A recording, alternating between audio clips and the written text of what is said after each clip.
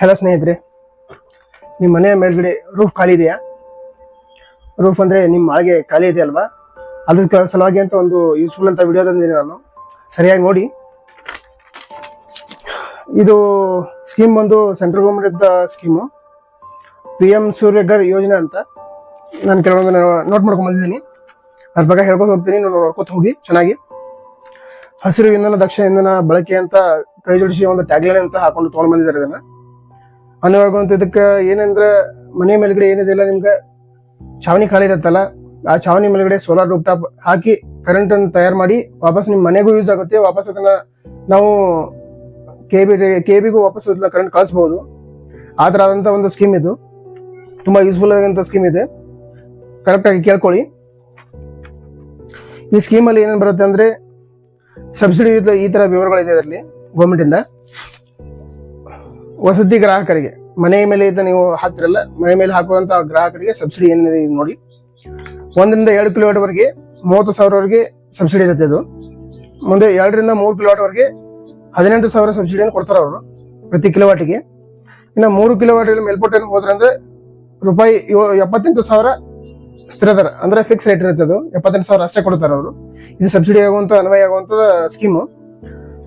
ಇದರಲ್ಲಿ ಮತ್ತೇನಿದೆ, ವಸತಿ ಮತ್ತು ಗುಂಪು ವಸತಿ ಸಮುದಾಯ ಅಂದ್ರೆ ಮನೆಗಳಿಗೆ, ಮನೆ ಯಾವ್ದಾರ ಸ್ಕೀಮ್ ಅಲ್ಲಿ ಮನೆ ಇರುತ್ತಲ್ಲ, ಆ ಮನೆಗಳು ಹಾಕ್ಸ್ಕೋಬಹುದು, ಏನಾದ್ರು ಅಭ್ಯಂತರ ಇಲ್ಲ. ಮುಂದೆ ಸಂಘದಿಂದನೂ ಹಾಕ್ಸ್ಕೋಬಹುದು, ಸಂಘ ಸಂಸ್ಥೆಯಿಂದ ಬರುತ್ತಲ್ಲ, ಸಂಘ ಸಂಸ್ಥೆಯಿಂದ ಹಾಕ್ಸ್ಕೋಬಹುದು. ಪ್ರತಿ ಕಿಲೋವಾಟಿಗೆ ಅವ್ರಿಗೆ ಏನಿರುತ್ತೆ 18,000 ಅಂತ ಕೊಡ್ತಾರೆ ಅವರು, 3 ಕಿಲೋವಾಟ್ವರೆಗೂ ಮಾತ್ರ. ಅವ್ರಿಗೆ ಏನಿದೆ, ಮುಂದೆ EV ಚಾರ್ಜಿಂಗ್ ಒಳಗೊಂಡಿರುತ್ತದೆ, 500 ವ್ಯಾಟ್ದು EV ಚಾರ್ಜಿಂಗ್ ಅದರಲ್ಲಿ ಒಳಗೊಂಡಿರುತ್ತದೆ, ಅವ್ರು ಹಾಕ್ಸ್ಕೋಬಹುದು.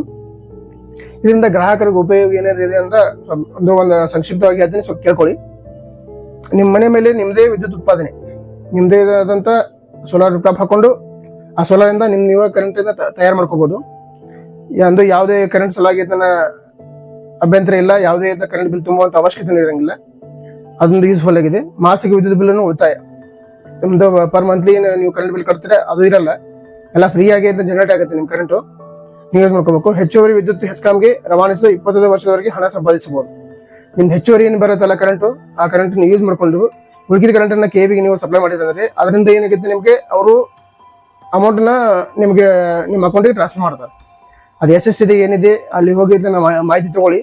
ನಿಮ್ ಹೆಸ್ಕಾಮ್ ಐತಲ್ಲ ಎಲ್ಲಿ ಬರುತ್ತಲ್ಲ, ಹೆಸ್ಕಾಮ್ ಅಲ್ಲಿ ಯಾವುದೇ ಒಂದು ಕೆಬಿ ಲೈನ್ ಅಲ್ಲಿ ಏನಿದೆ ಅಲ್ಲ, ಸ್ವಲ್ಪ ಹೋಗಿ ಆಫೀಸ್ಗೆ ಹೋಗಿ ವಿಚಾರಿಸಿ. ಮುಂದೆ ಏನಿದೆ, ಇದು 25 ವರ್ಷದವರೆಗೂ ಅವರು ಕೆಬಿ ಇಂದ ನಿಮ್ಗೆ ಅಮೌಂಟ್ ನ ರಿಫಂಡ್ ಮಾಡ್ತಿರ್ತಾರೆ. ಕಡಿಮೆ ಬಂಡವಾಳ ವೆಚ್ಚ, ಇದರಲ್ಲಿ ಜಾಸ್ತಿ ಖರ್ಚು ಇರಂಗಿಲ್ಲ. ಪರ್ ಕಿಲೋವಾಟಿಗೆ ಸಮಥಿಂಗ್ ಏನೋ ಇದೆ, 75 ರಿಂದ 75 ಅಥವಾ 76,000 ಇದೆ ಇದು ಪರ್ ಕಿಲೋವಾಟಿಗೆ ನಿಮ್ಮ ಇನ್ಸ್ಟಾಲೇಷನ್. ಕಡಿಮೆ ಬಂಡವಾಳದಲ್ಲಿ ಹಾಕ್ಬೋದು ನೀವು. ಮೇಲ್ಛಾವಣಿ ಅತ್ಯುತ್ತಮ ಬಳಕೆ, ಮೇಲೆ ರೂಫ್ ಇರುತ್ತಲ್ಲ, ಅಂದ್ರೆ ನಿಮ್ ಮಾಳಿಗೆ ಇರುತ್ತಲ್ಲ, ಮಾಳಿಗೆಯನ್ನು ತುಂಬಾ ಚೆನ್ನಾಗಿ ಯೂಸ್ ಮಾಡ್ಕೋಬಹುದು. ಅದು ಬಹಳ ಯೂಸ್ಫುಲ್ ಆಗಿದೆ. ಅಂದ್ರೆ ನಿಮ್ ಛಾವಣಿ ಹಾಳಾಗಲ್ಲ, ಯಾವುದೇ ತರ ಅಂತ ನಷ್ಟ ಬರಲ್ಲ ಛಾವಣಿಗೆ, ಜಲ್ದಿ ಹಾಳಾಗುವಂತ ಇದು ಇರಂಗಿಲ್ಲ. ಅಂದ್ರೆ ಅದರಿಂದ ಇನ್ಕಮ್ ತೆಗಿಬಹುದು, ನೀವು ಮನೆಗೂ ಯೂಸ್ ಮಾಡಬಹುದು, ಎಲ್ಲಕ್ಕೂ ಯೂಸ್ ಆಗುತ್ತವೆ. ವಿಶೇಷ ಸೂಚನೆ, ಇದರಲ್ಲಿ ಕೆಲವು ಸೂಚನೆಗಳು ಇವೆ. ಈ ಯೋಜನೆ ಪ್ರತಿ ಗುಂಪಿಗೆ ವಸತಿ ಮತ್ತು ವಸತಿ ಕಲ್ಯಾಣ ಸಂಘದ ಮಾತ್ರ, ಅಂದ್ರೆ ಇದೇನಿದೆ ಕೆಲವೊಂದು ಮನೆಗಳಿಗೆ ಮತ್ತು ಸಂಘ ಸಂಸ್ಥೆಗಳಿರುತ್ತಲ್ಲ ಅವ್ರಿಗಷ್ಟೇ ಸಂಬಂಧಪಡುತ್ತದೆ. ಪ್ರಸ್ತಾವಿತ ಸೌರ ಸಾಮರ್ಥ್ಯವು 1000 ಮಂಜೂರಿಗಿಂತ ಹೊರೆಯ ಮಿತಿಯಲ್ಲಿರಬೇಕು. ಇನ್ನ ಅದರಲ್ಲಿ ಮತ್ತೆ ಸೂಚನೆಯನ್ನು ಕೊಟ್ಟಿದ್ದಾರೆ ಅಂದ್ರೆ, ಅವರು ನಿಮ್ಮ ಮನೆಯಲ್ಲಿ ಎಷ್ಟು ಸ್ಯಾಂಕ್ಷನ್ ತಗೊಂಡಿರ್ತಾರಲ್ಲ, ಅಂದ್ರೆ 1 ಕಿಲೋವಾಟ್ ತಗೊಳ್ಳಿ, 2 ಕಿಲೋವಾಟ್ ತಗೊಳ್ಳಿ, ಏನ್ ಸ್ಯಾಂಕ್ಷನ್ ತಗೊಂಡಿರ್ತಿಲ್ಲ, ಆ ಸ್ಯಾಂಕ್ಷನ್ ಕಿಲೋವಾಟ್ ಎಷ್ಟು ತಗೊಂಡಿರಲ್ಲ ಅಷ್ಟೇ ನಾವು ಇದನ್ನ ರೂಫ್ ಟಾಪ್ ಹಾಕ್ಸ್ಕೋಬೇಕಂತ ಇದರಲ್ಲಿ ಕೆಲವೊಂದು ಇದನ್ನ ರೆಸ್ಟ್ರಿಕ್ಷನ್ ಇದೆ. 1 ಕಿಲೋವಾಟ್ ಇದೆ ನಮ್ಮ ಮನೆ ಸ್ಯಾಂಕ್ಷನ್ ಇದೆ, 1 ಕಿಲೋವಾಟ್ ಅಷ್ಟೇ ತಗೋಬೇಕು ನಾವು. 2 ಕಿಲೋವಾಟ್ ಇದೆ, 2 ಕಿಲೋವಾಟ್ ಅಷ್ಟೇ ಹಾಕಿಸ್ಬೋದು, ಅಂದ್ರೆ ಅದಷ್ಟೇ ಎಲಿಜಿಬಲ್ ಆಗುತ್ತೆ. 1 ಕಿಲೋವಾಟ್ ಸೌರ ಬಳಕೆ ಅಗತ್ಯಗಳ ಸ್ಥಳ, ಅಂದ್ರೆ ನಿಮ್ಗೆ ಏನಿದೆ ಎಷ್ಟು 1 ಕಿಲೋವಾಟ್ ಇದೆ ನೀವು ಸ್ಯಾಂಕ್ಷನ್ ಆಯ್ತು ಮನೆ ಮೇಲೆ ಟಾಪ್ ಹಾಕಬೇಕಾದ್ರೆ ಅದಕ್ಕೆ ಎಷ್ಟು ಜಾಗ ಬೇಕಂದ್ರೆ 10x10, ಅಂದ್ರೆ 10 ಸ್ಕ್ವೇರ್ ಫೀಟ್ ಹೀಗೆ 10 ಸ್ಕ್ವೇರ್ ಫೀಟ್ ಹೀಗೆ ಅಂತಾರಲ್ಲ, 10x10 ಜಾಗ ಬೇಕು. 10x10 ಜಾಗ ಇದ್ರೆ ಸಾಕು, 1 ಕಿಲೋವಾಟ್ ಇದ್ರೆ ನೀವು ಕರೆಂಟ್ ಉತ್ಪತ್ತಿ ಮಾಡಬಹುದು. ಇನ್ನ ಅದನ್ನ ಕಾರ್ಯವಿಧಾನ ಯಾವ ತರ ಇದ್ದ, ನೀವು ಯಾವ ತರ ಅಪ್ಲಿಕೇಶನ್ ಹಾಕಬೇಕು ಅಂತಂದ್ರೆ, ಗ್ರಾಹಕೋತ್ತಮ ಅರ್ಜಿಯನ್ನು ರಾಷ್ಟ್ರೀಯ ಪೋರ್ಟಲ್ ಅಂತ ಒಂದು ವೆಬ್ಸೈಟ್ ಇದೆ, STTP ನೋಟ್ ಮಾಡ್ಕೊಳ್ಳಿ, STTP://PM suryaghar.gov.in ಅಂತ ಆ ವೆಬ್ಸೈಟ್ ಅಲ್ಲಿ ನೀವು ಅಪ್ಲಿಕೇಶನ್ ಹಾಕ್ಬೋದು. ಅದನ್ನ ಸಲ್ಲಿಸಿದ ಅದನ್ನ ಅಪ್ಲಿಕೇಶನ್ ಹಾಕಿದ ಮೇಲೆ ಏನ್ ಮಾಡ್ತಾನೆ, ಹೆಸ್ಕಾಂ ಪೋರ್ಟಲ್ ಲಿಂಕ್ ಆಗಿರುತ್ತಲ್ಲ, ಹೆಸ್ಕಾಮ್ಗೆ ಅಂದ್ರೆ ನಿಮ್ದು ಏನಿರುತ್ತಲ್ಲ KV ನಿಮ್ಗೆ ಯಾವಾಗ ಬರುತ್ತಲ್ಲ ಹೆಸ್ಕಾಮ್ ಅದು ಏನು ಹೆಸ್ಕಾಮ್ಗಳಿಗೆ ಎಲ್ಲ ಲಿಂಕ್ ಇರುತ್ತೆ. ಅದು ಅಲ್ಲಿ ಹೋಗಿ ನೀವು ಅದು ಹೋಗಿ ಖುದ್ದಾಗಿ ಭೇಟಿಯಾಗಿ ಬರ್ಬೋದು. ಅದಕ್ಕೆ ಹೋಗಿ ಅದರಲ್ಲಿ ಮುಂದೆ ಏನಿದೆ ಕನೆಕ್ಷನ್ ಹಾಕಿದ್ಮೇಲೆ ಒಂದು ನೋಂದಣಿ ಸಂಖ್ಯೆ ಅಂತ ಬರುತ್ತೆ. ಆ ನೋಂದಣಿ ಸಂಖ್ಯೆ ಅಂತ ನೀವು ಅದನ್ನ ಕರೆಕ್ಟ್ ಆಗಿ ನೋಟ್ ಮಾಡ್ಕೊಂಡು ಅಥವಾ ಒಂದು ಪ್ರಿಂಟ್ಔಟ್ ಬರುತ್ತದೆ, ಆ ಪ್ರಿಂಟ್ಔಟ್ ಎಲ್ಲ ನಿಮ್ ಕಡೆ ಇಟ್ಕೋಬೇಕು. ಹಾಕಿದ್ಮೇಲೆ ಹೆಸ್ಕಾಂ ಮತ್ತೆ ಮುಂದೆ ಇನ್ನೊಂದೇನಿದೆ, ಹೆಸ್ಕಾಂ ಪೋರ್ಟಲ್ ನಲ್ಲಿ ತಮ್ಮ ಅರ್ಜಿ ವಿವರಗಳನ್ನು ಪರಿಶೀಲಿಸಿ ಇನ್ನುಳಿದ ವಿವರಗಳನ್ನು ನೀಡಿ ಆನ್ಲೈನ್ ನಲ್ಲಿ ನೋಂದಣಿ ಹಾಗೂ ಒಂದು ಫೆಸಿಲಿಫಿಕೇಶನ್ ಶುಲ್ಕ ಪಾವತಿಸಿ ಆನ್ಲೈನ್ ನಲ್ಲಿ PPA ಮಾಡಿಕೊಳ್ಳುವುದು. ಅಂದ್ರೆ ನೀವು ಅಪ್ಲಿಕೇಶನ್ ಹಾಕಿದ್ಮೇಲೆ ಒಂದು ಅಪ್ಲಿಕೇಶನ್ ಫಾರ್ಮ್ ಅಮೌಂಟ್ ಅದು ಬರುತ್ತೆ. ಅದು ಇಷ್ಟು ಅಮೌಂಟ್ ಅದು ಇರುತ್ತೆ, ಒಂದು ಫೀಸ್ ಇರುತ್ತೆ. ಆ ಫೀಸ್ ಅನ್ನು ತುಂಬ್ಕೋಬೇಕು. ನೀವು ತುಂಬಿಕೊಂಡು ಅದನ್ನ ನೀವು ಏನ್ ಮಾಡ್ಬೇಕು, ಆನ್ಲೈನ್ ನಲ್ಲಿ ಅರ್ಜಿಯನ್ನು ಹಾಕಬೇಕು. ರಾಷ್ಟ್ರೀಯ ಪೊಲೀಸ್ ವೆಂಡರ್ ಅನ್ನು ಆಯ್ಕೆ ಮಾಡುವುದು ಅಂದ್ರೆ ನೀವು ಅದರಲ್ಲಿ ಕೆಲವೊಂದು ಆಪ್ಷನ್ ಇರುತ್ತೆ. ಏನು ಆಪ್ಷನ್ ಇರುತ್ತೆ ಅಂದ್ರೆ ವೆಂಡರ್ಗಳು ಬರುತ್ತಾರೆ. ವೆಂಡರ್ಗಳು ಅಂದ್ರೆ ಹೆಂಗಂದ್ರೆ ನಿಮ್ಗೆ ಕೆಲವರು ಈಗ ಸೋಲಾರ್ ಅವ್ರು ಬಂದಿದ್ದು ನಿಮ್ಗೆ ಇನ್ಸ್ಟಾಲೇಷನ್ ಮಾಡ್ಕೊಡ್ತಿರ್ತಾರೆ. ಆ ವೆಂಡರ್ ಅಂತಾರೆ ಅವ್ರಿಗೆ. ಆ ವೆಂಡರ್ಗಳನ್ನ ನೀವು ಸೆಲೆಕ್ಟ್ ಮಾಡ್ಕೋಬೇಕಾದ್ರೆ ಯಾವ ತರ ವೆಂಡರ್ ಬೇಕು, ಯಾವ ಕಂಪ್ನಿಯವ್ರು ಬೇಕು, ನಿಮ್ಗೆ ಯಾವ ಕಂಪ್ನಿ ಬೇಕಲ್ಲ ಅದ್ರ ಸೆಲೆಕ್ಟ್ ಮಾಡಿ ಅದನ್ನ ಅಪ್ಲಿಕೇಶನ್ ಹಾಕ್ಬೇಕು ನೀವು. ಮುಂದೇನಿದೆ, ಸೌರ ಮೇಲ್ಚಾವಣಿ ಸ್ಥಾವರದ ಕೆಲಸ ಪೂರ್ಣಗೊಂಡ ನಂತರ ಅರ್ಜಿದಾರರು ರಾಷ್ಟ್ರೀಯ ಪೋರ್ಟಲ್ ಹೆಸ್ಕಾಂ ಪೋರ್ಟಲ್ ವಿವರಗಳನ್ನು ದಾಖಲಿಸುವುದು. ಅವ್ರು ಬಂದು ವೆಂಡರ್ಗಳು ಬಂದು ನಿಮ್ಮ ಮನೆಗೆ ಸೋಲಾರ್ ಟಾಪ್ ಎಲ್ಲ ಇನ್ಸ್ಟಾಲೇಷನ್ ಮಾಡಿದ್ಮೇಲೆ ಆಮೇಲೆ ಇದನ್ನ ನೀವು ಹೋಗಿ ಏನ್ ಮಾಡ್ಬೇಕು, ಹೆಸ್ಕಾಂಗೆ ಹೋಗಿ ಅಥವಾ ಹೆಸ್ಕಾಂ ಕಂಪನಿಗಳಿಗೆ ಹೋಗಿ ಅಂದ್ರೆ ನಿಮ್ಗೆ KB ಏನು ಇರುತ್ತಲ್ಲ ಎಲೆಕ್ಟ್ರಿಕಲ್ ಆಫೀಸ್ಗೆ ಹೋಗಿ ನೀವು ಭೇಟಿ ಆಗ್ಬೇಕಲ್ಲಿ ಖುದ್ದಾಗಿ ಎಲ್ಲ ನಿಮ್ ದಾಖಲೆಗಳನ್ನು ಸಲ್ಲಿಸಬೇಕಾಗಿ ಹೋಗಿ ಯಾವ ತರ ಇರುತ್ತೆ, ಯಾವ ಕುಣಿಸಿದ್ದಾರೆ, ಯಾವ ಕಂಪನಿಯವ್ರು ಕುಣಿಸಿದ್ದಾರೆ, ಅದನ್ನ ರಿಪೋರ್ಟ್ ಕೊಡ್ತಾರೆ ಅವರು. ಆ ರಿಪೋರ್ಟ್ ತಗೊಂಡು ಹೋಗಿ ನೀವು ಸಲ್ಲಿಸಬೇಕು. ಮುಂದೇನಿದೆ, ಸೋಲಾರ್ ಮೇಲ್ಚಾವಣಿ ಸ್ಥಾವರ ಪರಿಶೀಲಿಸಿದ ನಂತರ ಸ್ಥಾವರ ಸಂಬಂಧಿಸಿದ ಹೆಸ್ಕಾಂ ಅಧಿಕಾರಿಗಳು ಸಿಂಕ್ರನೈಸೇಷನ್ ಮಾಡಲಾಗುವುದು. ನೀವು ಅಪ್ಲಿಕೇಶನ್ ಹಾಕಿದ್ಮೇಲೆ ಎಲ್ಲ ಇದನ್ನ ಅಪ್ಲಿಕೇಶನ್ ಬಂತು, ವಾಪಸ್ ಅವ್ರು ಇನ್ಸ್ಟಾಲೇಷನ್ ಮಾಡಿದ ಸರ್ಟಿಫಿಕೇಟ್ ಬಂತು, ಎಲ್ಲ ತಗೊಂಡು ಹೋಗಿ ಅಲ್ಲಿ ಆಫೀಸ್ಗೆ ಎಲೆಕ್ಟ್ರಿಕಲ್ ಆಫೀಸ್ಗೆ ಹೋಗಿ ಭೇಟಿ ಆದ್ಮೇಲೆ ಏನ್ ಮಾಡ್ತಾರೆ, ಅವೆಲ್ಲ ಪರಿಶೀಲನೆ ಮಾಡ್ತಾರೆ. ಅವ್ರು ನಿಮ್ ಪೇಪರ್ಸ್ ಬಂತು, ನೀವು ಇನ್ಸ್ಟಾಲೇಷನ್ ಮಾಡಿದಂತ ಎಲ್ಲ ವರದಿಯನ್ನು ಪರಿಶೀಲನೆ ಮಾಡ್ತಾರೆ. ಸೋಲಾರ್ ಮೇಲ್ಚಾವಣಿ ಸ್ಥಾವರವನ್ನು ಸಿಂಕ್ರನೈಸ್ ಮಾಡಿದ ನಂತರ ಸಬ್ಸಿಡಿ ಪಡೆಯಲು ರಾಷ್ಟ್ರೀಯ ಪೋರ್ಟಲ್ ಲಾಗಿನ್ಗೆ ಕ್ಯಾನ್ಸಲ್ ಚೆಕ್ ಹಾಗೂ ಬ್ಯಾಂಕ್ ಖಾತೆ ವಿವರಗಳನ್ನು ಸಲ್ಲಿಸುವುದು. ನೀವೇನ್ ಮಾಡ್ಬೇಕು, ಇದನ್ನ ಸೋಲಾರ್ ಮೇಲ್ಚಾವಣಿ ಕುಣಿಸಿದ ಮೇಲೆ ಸಿಂಕ್ರನೈಸೇಷನ್ ಆಗುತ್ತೆ. ಮುಂದೆ KB ಅವರು ಏನ್ ಮಾಡ್ತಾರ, ಅದನ್ನ ನಿಮ್ಮ KB ಇಂದ ಬಂದು ನಿಮ್ದೆಲ್ಲ ಸ್ಪಾಟ್ ಇನ್ಸ್ಪೆಕ್ಷನ್ ಮಾಡ್ತಾರೆ. ಸ್ಪಾಟ್ ಇನ್ಸ್ಪೆಕ್ಷನ್ ಮಾಡಿದ್ಮೇಲೆ ಅವ್ರು ಏನ್ ಮಾಡ್ತಾರೆ, ನಿಮ್ದು ಎಲ್ಲ ಓಕೆ ಇದೆ ಅಂತ ಅಂದ್ಮೇಲೆ ಆಮೇಲೆ ಏನ್ ಮಾಡ್ಬೇಕು, ನೀವು ಅದನ್ನ ಸಬ್ಸಿಡಿ ಸಲುವಾಗಿ ಏನ್ ಮಾಡ್ಬೇಕು, ನ್ಯಾಷನಲೈಸ್ ಬ್ಯಾಂಕ್ ಯಾವ್ದು ಇದೆಯಲ್ಲ ಅಲ್ಲಿ ನಿಮ್ದು ಚೆಕ್ ಅಥವಾ ಬ್ಯಾಂಕ್ ಖಾತೆ ವಿವರಗಳನ್ನು ಸಲ್ಲಿಸಬೇಕು. ನೀವು ಅದನ್ನೆಲ್ಲ ತಗೊಂಡು ಹೋಗಿ ಯಾವ್ದು ಬ್ಯಾಂಕ್ ಇದೆ, ಯಾವ ಬ್ಯಾಂಕ್ ನಿಮ್ದು ಸಬ್ಸಿಡಿ ಜಮಾ ಆಗಬೇಕು ಅನ್ನೋದು ಎಲ್ಲ ಇದನ್ನ ಪೋರ್ಟಲ್ ಅಲ್ಲಿ ಕರೆಕ್ಟ್ ಆಗಿ ಎಂಟ್ರಿ ಮಾಡ್ಬೇಕು. ಎಂಟ್ರಿ ಮಾಡಿ ಸಲ್ಲಿಸಬೇಕು ಅದನ್ನ ವರದಿ.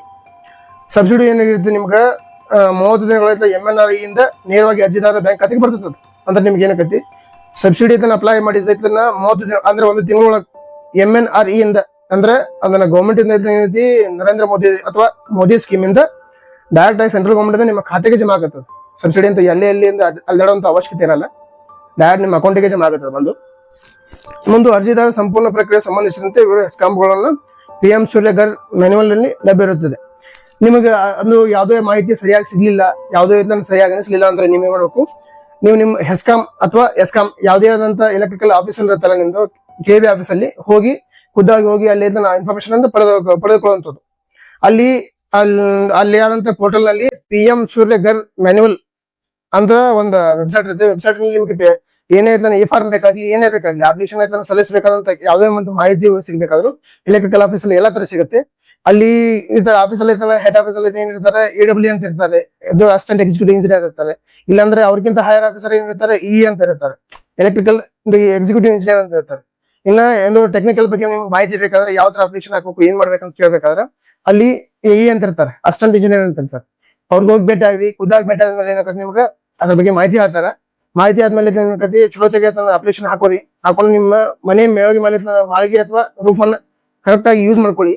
ಯಾವ್ದನ್ನ ವೇಸ್ಟ್ ಆಗಿ ಬಿಡಕ್ ಹೋಗಲಿ. ಇದೊಂದು ಸುವರ್ಣ ಅವಕಾಶ ಅಂತ ಹೇಳ್ಬೋದು. ನಿಮ್ಗೆ ಚಲೋತೆಗೆ ಸ್ಕೀಮ್ ಅಂತ ಯೂಸ್ ಮಾಡ್ಕೊಳ್ಳಿ. ಇದಕ್ಕೆ ಯಾವ್ದೇ ಆದಂತ ಕೊನೆ ದಿನಾಂಕ ಅಂತ ಏನ್ ಕೊಟ್ಟಿಲ್ಲ ಅವರು. ಕೊನೆ ದಿನಾಂಕ ಅಂತ ಏನಿರಲ್ಲ, ಆದಷ್ಟು ಜಲ್ದಿ ಅಥವಾ ಆದಷ್ಟು ಬೇಗ ನೀವು ಅದನ್ನ ಅಪ್ಲಿಕೇಶನ್ ಹಾಕೊಳ್ಳಿ. ಅಪ್ಲಿಕೇಶನ್ ಹಾಕೋದ್ಮೇಲೆ ನೀವು ಅದನ್ನ ಸಬ್ಸಿಡಿ ಮುಖಾಂತರ ಪ್ರತಿ ಕಿಲೋಮೀಟರ್ಗೂ 38,000 ಸಬ್ಸಿಡಿ ವಾಪಸ್ ಬರುತ್ತದು. ಅಂದ್ರೆ 75 ಅಥವಾ 75,000 ಇದೆ. 75,000 ನೀವು ಹಾಕಿ ಇನ್ಸ್ಟಾಲ್ ಮಾಡಿದ್ರೆ ಒಂದು ಕಿಲೋಮೀಟರ್ಗೆ 38,000 ನಿಮ್ಗೆ ರಿಫಂಡ್ ಆಗುತ್ತೆ. 38,000 ಗೌರ್ಮೆಂಟ್ ರಿಫಂಡ್ ಆದ್ರೆ ನಿಮ್ಗೆ ಜಾಸ್ತಿ ಏನು ಖರ್ಚಿಲ್ಲ. ಭಾಳ ಆದ್ರೆ ಏನು ಸಿಗುತ್ತೆ, 35,000 ಅಷ್ಟೇ ಖರ್ಚಾಗುತ್ತೆ. 35,000 ನಿಮ್ಗೆ ಕರೆಂಟ್ ಅಂತ ಸ್ವಂತ ಮನೆ ಕರೆಂಟ್ ಯೂಸ್ ಮಾಡ್ಕೋಬಹುದು. ವಾಪಸ್ ಅಂತ KVಗೂ ಕರೆಂಟ್ ಅಂತ ಸಪ್ಲೈ ಮಾಡಬಹುದು. ವಾಪಸ್ ನೀವು ಯಾವ್ದಂತ ಕರೆಂಟ್ ಬಿಲ್ ಇರಂಗಿಲ್ಲ, ಯಾವ್ದು ಪ್ರಾಬ್ಲಮ್ ಬರಂಗಿಲ್ಲ ನಿಮ್ಗೆ. ಅದಕ್ಕಾಗಿ ಆರಾಮಾಗಿ ಇದೊಂದು ಸ್ಕೀಮ್ ಯೂಸ್ ಮಾಡ್ಕೊಳ್ಳಿ. ಇದೇ ತರ ಸ್ಕೀಮ್ಗಳನ್ನ ನಾನು ಹೇಳ್ತಾ ಇರ್ತೀನಿ, ಬಂದು ಹೊಸ ಹೊಸ ಸ್ಕೀಮ್ಗಳನ್ನ ತರ್ತಾ ಇರ್ತೀನಿ, ನಿಮಗೆ ಎಲ್ಲ ಯೂಸ್ಫುಲ್ ಅಂತ ಇನ್ಫಾರ್ಮೇಶನ್ ಕೊಡ್ತಾ ಇರ್ತೀನಿ. ಒಂದು ಚಾನಲ್ಗೆ ನೀವು ಹೊಸದಾಗಿ ಏನಾದ್ರು ನೋಡ್ತಾ ಇದ್ರೆ ಏನ್ ಮಾಡ್ರಿ, ಲೈಕ್ ಮಾಡ್ರಿ, ಶೇರ್ ಮಾಡ್ರಿ, ಸಬ್ಸ್ಕ್ರೈಬ್ ಮಾಡ್ಕೋಬೇಕು. ಕನ್ನಡದ ಚಾನಲ್ ಐತಿ, ಕನ್ನಡಿಗರಿಗೆ ಬೆಳೆಸ್ಬೇಕಾಗಿತ್ತು ಇದನ್ನ. ಅದಕ್ಕಾಗಿ ಇದೊಂದು ಚಿಕ್ಕ ಇನ್ಫಾರ್ಮೇಶನ್ ಅನ್ನು ಚೆನ್ನಾಗಿದ್ದ ಯೂಸ್ ಮಾಡ್ಕೊಂಡು ಇದನ್ನ ಯಾವ್ದಾದ್ರು ಅದು ಕಮೆಂಟ್ ಅಲ್ಲಿ ತಿಳಿಸಿ. ನನಗೆ ಏನಾದ್ರು ಇನ್ಫಾರ್ಮೇಶನ್ ಬೇಕಾದ್ರೆ ಮಾಡಿ ನನ್ನ ಕಮೆಂಟ್ ಅಲ್ಲಿ ತಿಳಿಸಿ. ನನಗೆ ತಿಳಿದ ಮಟ್ಟಿಗೆ ನಾನು ನಿಮ್ಗೆ ರಿಪ್ಲೈ ಮಾಡ್ತೀನಿ. ಮುಂದೆ ಚೆನ್ನಾಗಿ ಇಂಥ ಇನ್ಫಾರ್ಮೇಟಿವ್ ವಿಡಿಯೋ ಅಂತ ತರ್ತಾ ಇರ್ತೀನಿ. ಅಲ್ಲಿವರೆಗೂ ನಮಸ್ಕಾರ.